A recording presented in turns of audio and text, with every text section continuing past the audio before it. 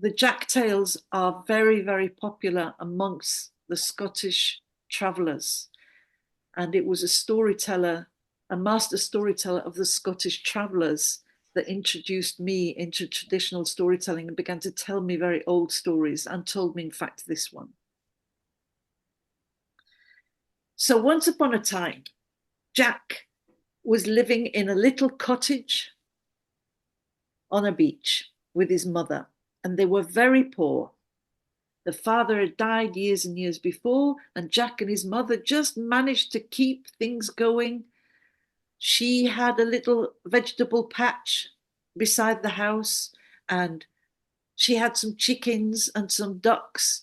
And Jack would spend all day long going up and down the beach, and he would look for the things that the sea had brought in. He'd collected driftwood for the fire, and whatever he found on the beach, if he could make it into something or if he could sell it, that's how they got by.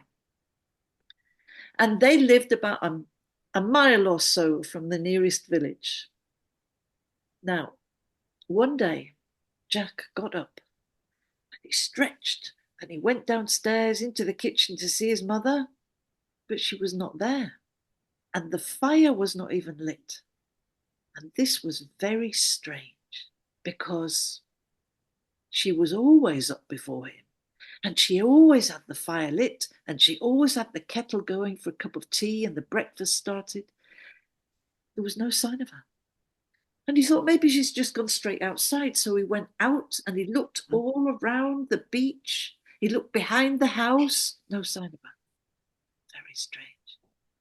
So he went back upstairs and he knocked on the bedroom door, his mother's door.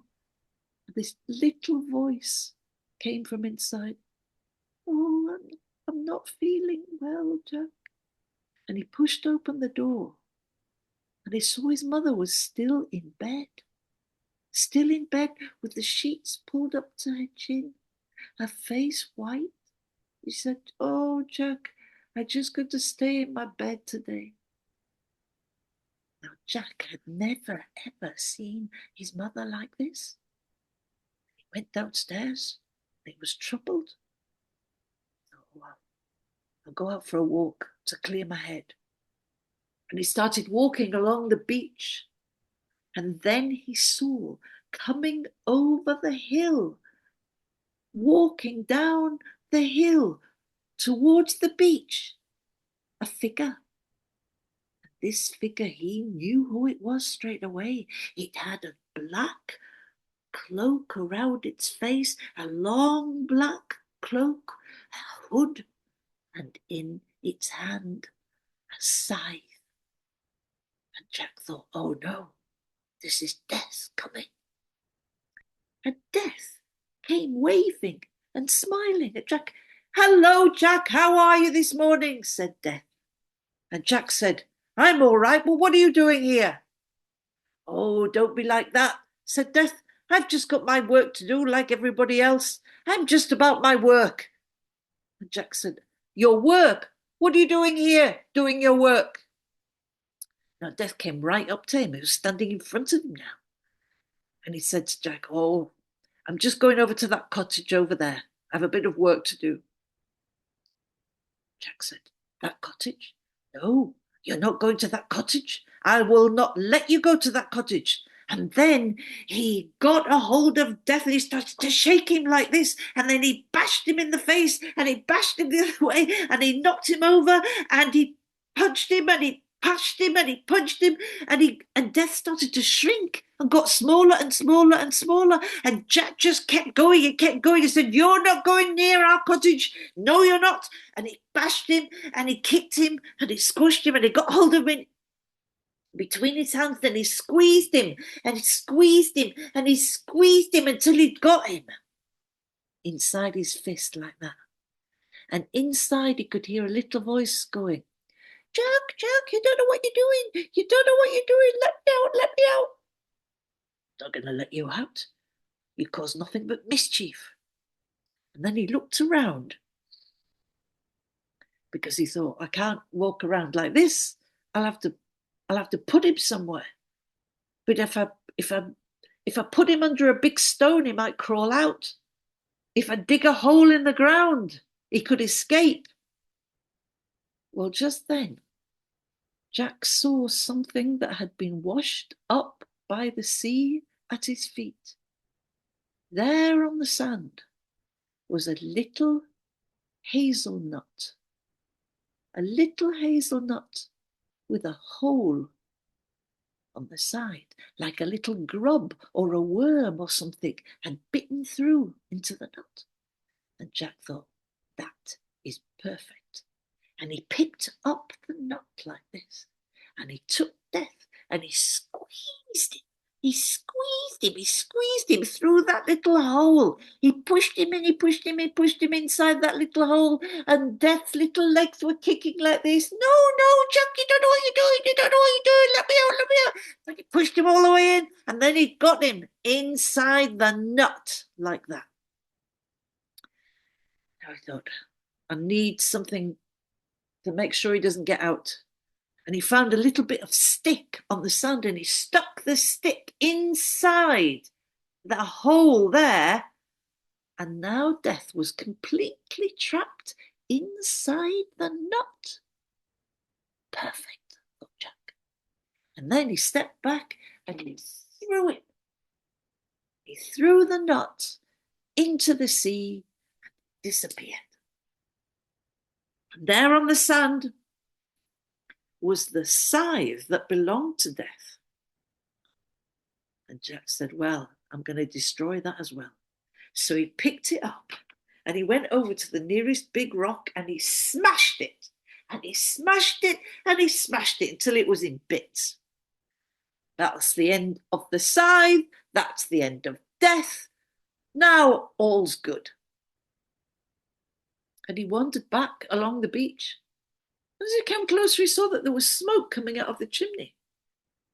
And he stepped into the kitchen. There was his mother. His mother was there in the kitchen. She had her hair all done up nicely. Her cheeks were all sparkly and her eyes were bright. And she put on a fresh dress and she said, Jack, I feel amazing. I don't know what happened, but I feel great. Let's celebrate. Let's celebrate, said Jack. How shall we celebrate? I know. She said, go out to the hens behind the house and bring us some eggs. I'll cook us up some eggs for breakfast. And she got the fire going and she got the pan on the fire, and Jack went out to get the eggs, and he brought a handful of eggs back in and he gave them to his mother, and she took the first one and she cracked it. No, she cracked it. Oh. She tried to crack it on the side of the pan, but it wouldn't crack. That's funny, she said. She put it to one side. So she took another egg and she tried to, that egg wouldn't crack either. None of the eggs would crack. She said, that's funny. What a funny day this is. Never mind, Jack. You go and get me, let's see. Go and get me 2 duck eggs. We'll have duck eggs instead. Never mind about the chicken eggs. Jack went round the back of the house. He took 2 nice duck eggs. He brought them into his mother. But it was the same problem. Oh, no, in no way could she crack those eggs. No chicken eggs, no duck eggs. Nothing at all. His mother said, this is funny. Never mind. Let's have something else. Let's not worry about that. Instead, I'll make some soup.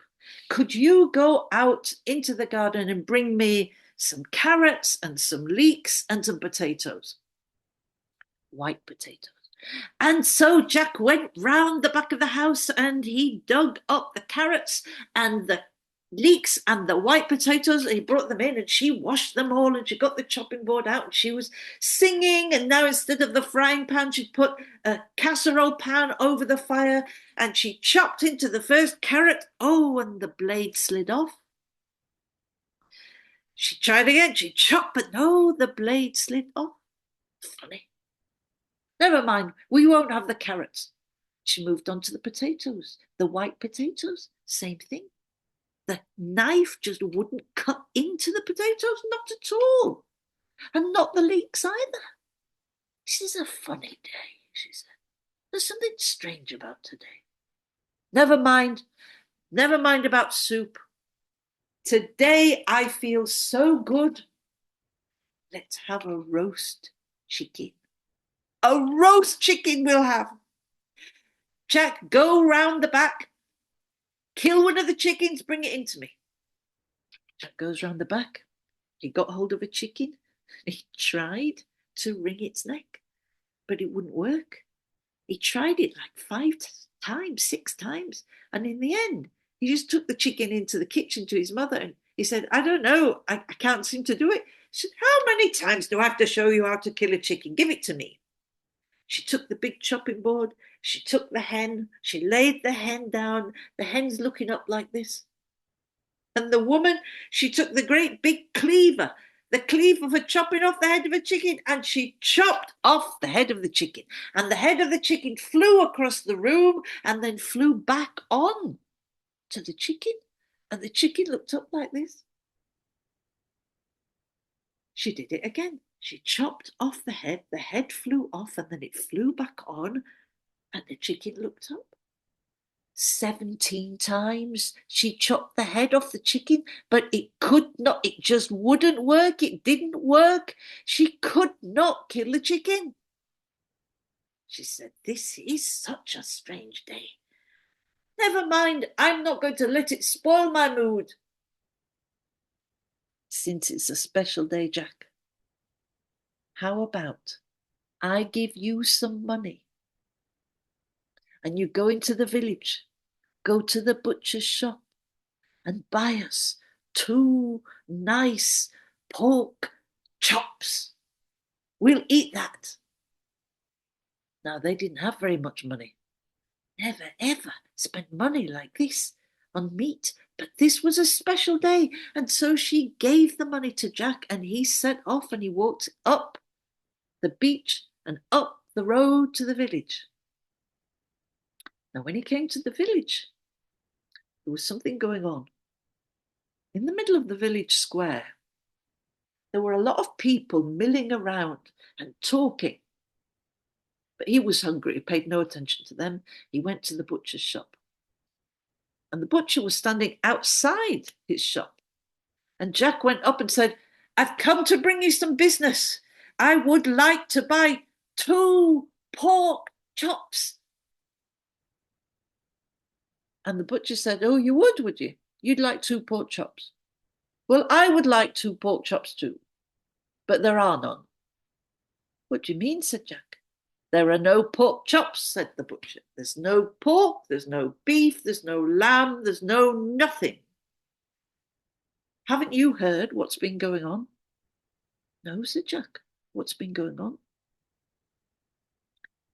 Nobody can kill anything. And because nobody can kill anything, not even a vegetable, nobody can eat.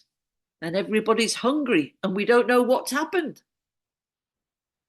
And it was only then that the realization began to dawn on Jack that maybe he had something to do with this. He walked slowly away from the village and back to the house, carrying the money that his mother had given him. When he got back to the cottage, he said, there are no pork chops. There's nothing in the butcher's. His mother said, what do you mean there's nothing in the butcher's?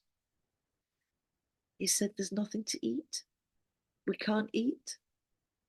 And his mother, who knew Jack, had a feeling that something was going on. And she said, Jack, what has happened? He said, well, I was only trying to protect you. She said, what has happened? What have you done? So then Jack told his mother that he'd met death in the morning, and that she said, what did you do? He said, well, he said he was coming to the cottage. I wasn't having that.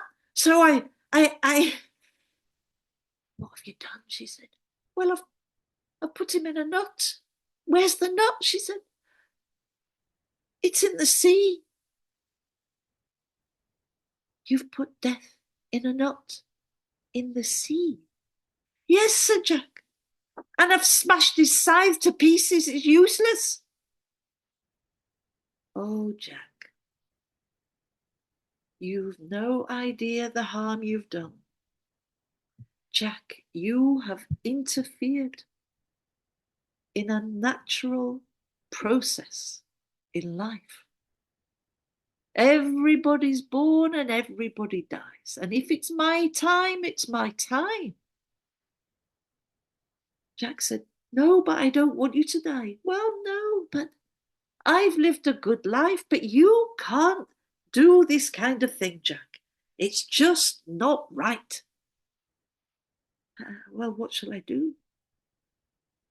His mother said, look, Jack, first of all, I want to tell you so that you know and you remember, I have had a good life and I know what's right. Now listen to me. You can't stop death from coming. Death is as natural as life, like summer, like winter. When you see the leaves falling off the trees, it's the end of the summer and the start of the autumn, and then comes the winter. Isn't that so? Yes, said Jack. It's normal. It's natural. All right, said Jack. What now?